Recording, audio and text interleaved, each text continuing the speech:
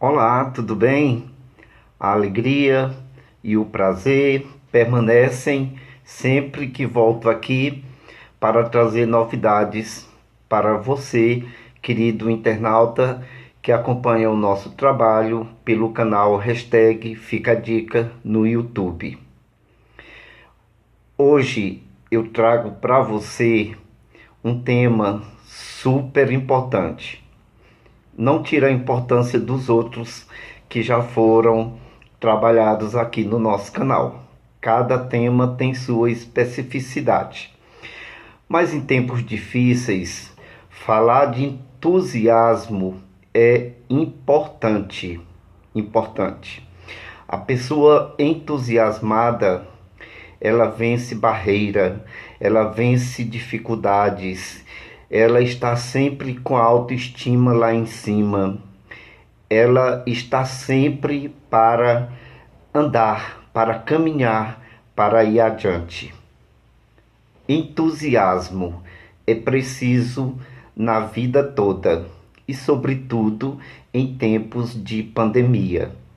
Mas para falar com propriedade sobre entusiasmo, eu convidei o bacharel em psicologia Pedro Celso.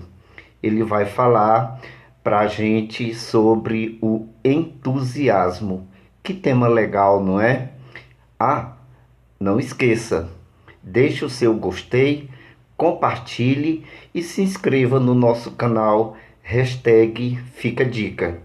E entusiasmo para você com a fala do nosso psicólogo Pedro Celso.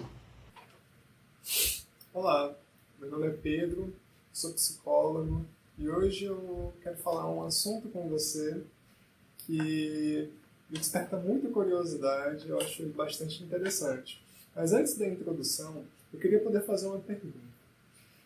Você já passou por alguma situação de viver algo que é tão significativo a ponto de gostar ou querer repetir várias e várias vezes, e mesmo que você não ganhe nada com isso, fazer aquilo por si só já é muito prazeroso?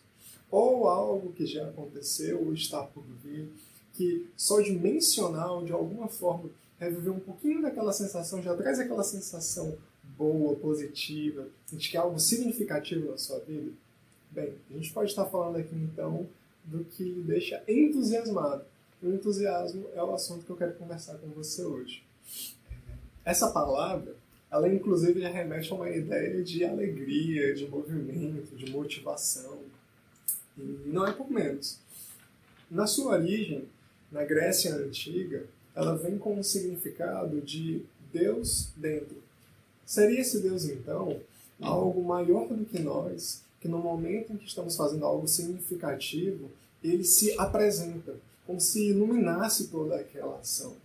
E essa palavra passou por várias sociedades, vários momentos históricos, e chega até nós com um significado que ainda guarda a sua personalidade, mas que bastante é feito o sinônimo com a ideia mesmo da motivação, do movimento, do bem-estar.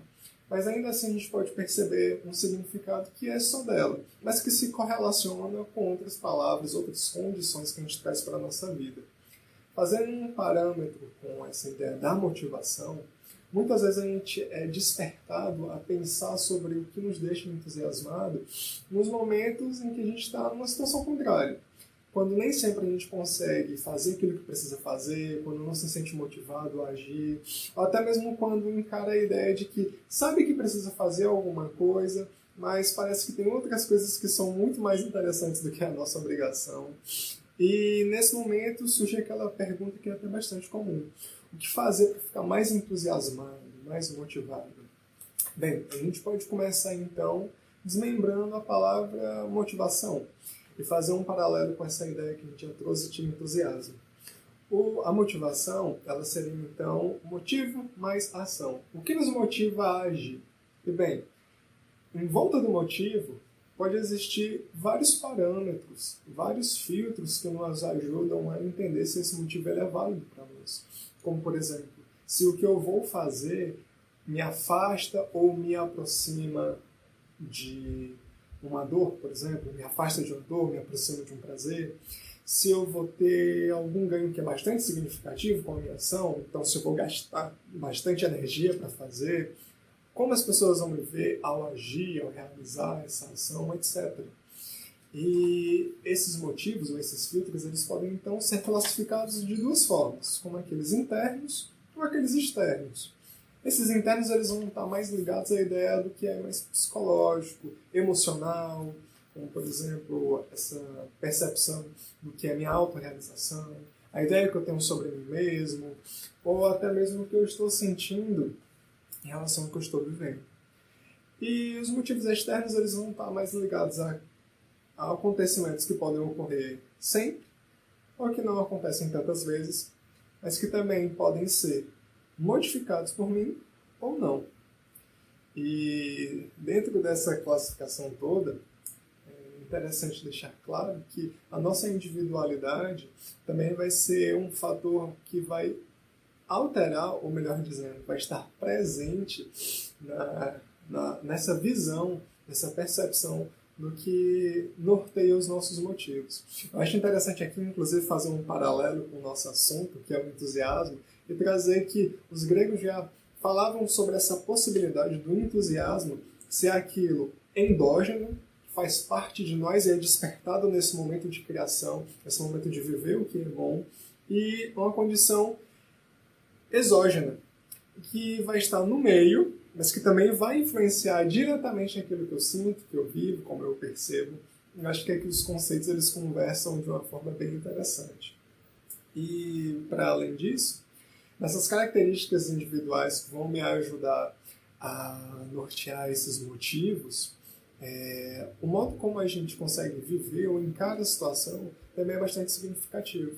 Se, por exemplo, uma pessoa vive algo, está realizando uma ação que ela consegue ver sentido por si só naquela condição, ela vai apresentar algumas características, como, por exemplo, uma certa familiaridade com o que está fazendo, uma habilidade, inclusive uma facilidade de encarar as regras que aquela condição pede com mais facilidade.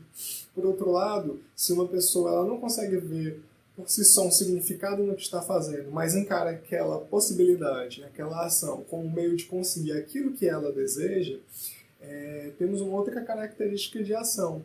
Mas aqui a gente também pode perceber como emocionalmente estar ligado a essa ação pode alterar a nossa percepção.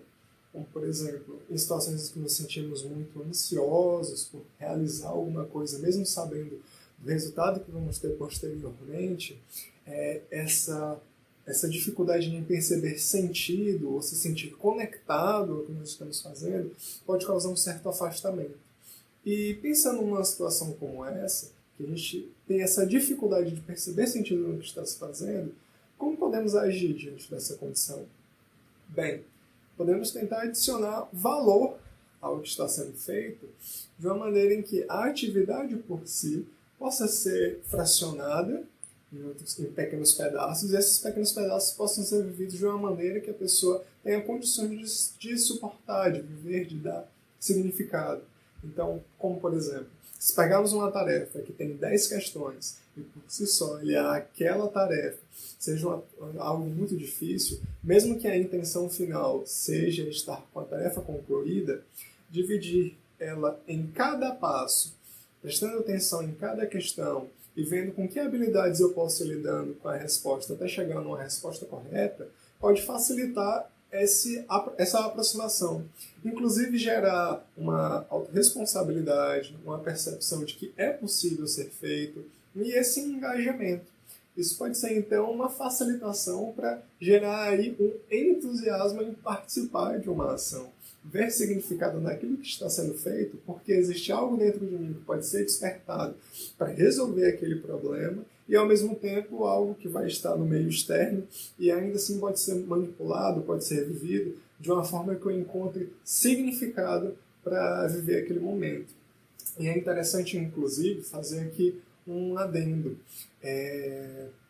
Situações em que nós percebemos que estamos vivendo sem muita motivação, elas vão alterar o nosso dia a dia, nossa percepção, mas Essa falta de motivação, quando ela passa por períodos muito longos, ou ela sempre se demonstra como um fator negativo, é necessário se tomar o cuidado de percebê-la com mais sensibilidade.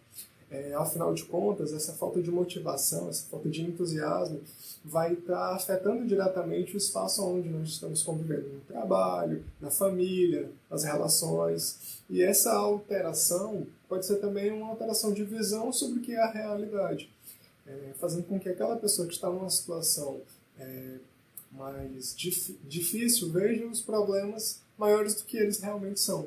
Então, olhar para os fatores que me deixam entusiasmado, motivados, também é perceber a saúde das relações que eu mantenho. E, dessa forma, tomar o cuidado de ter relações mais positivas, inclusive mais claras, porque com o conhecimento dessas informações a gente pode, então, entender os processos que estão por trás e tomar uma atitude mais assertiva, facilitando, então, esses ambientes, esses momentos de vida terem mais entusiasmo, significado e que a vida possa então ser vivida com mais alegria.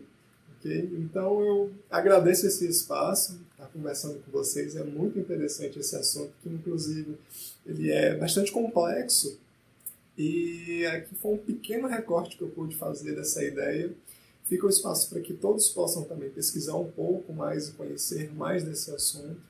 E eu também quero agradecer mais uma vez ao espaço da conversa e que em outros momentos a gente possa estar compartilhando de novo. Muito obrigado.